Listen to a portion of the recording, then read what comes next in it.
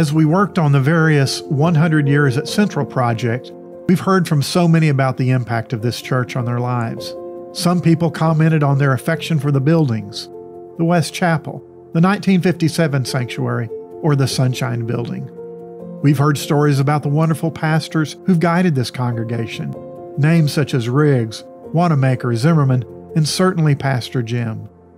But what we heard most were the stories about regular people in the church who influence lives. For me, it was a volunteer youth choir director named Dorothy Kershke, a great person who encouraged an overly shy adolescent boy to come out of his shell. She truly changed my life. It was also a part-time youth pastor named Paul Fisher who challenged me as a high school boy to think a little deeper at a time when I thought I knew it all. Central is not just a collection of buildings that occupy a piece of ground in Springfield, Missouri. Our church is made up of loving people who are committed to Jesus and each other.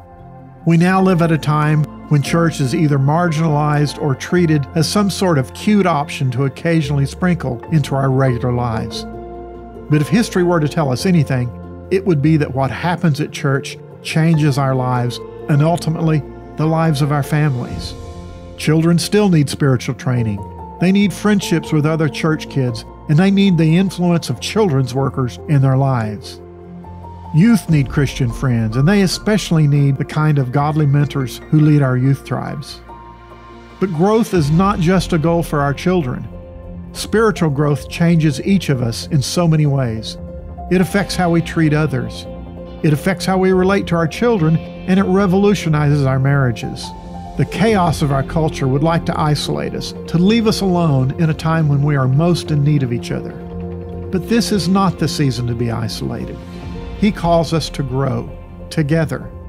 As more and more of our congregation are gathering in small life groups, there is a place for you. This fall semester, we are making it easier than ever to find a small group to try out. You may possibly even want to start your own. We can provide video-based content with discussion questions and some basic ideas on how to start and run a small group. Keep an eye on thecentralhub.org and see how you can be a part of one of our small groups.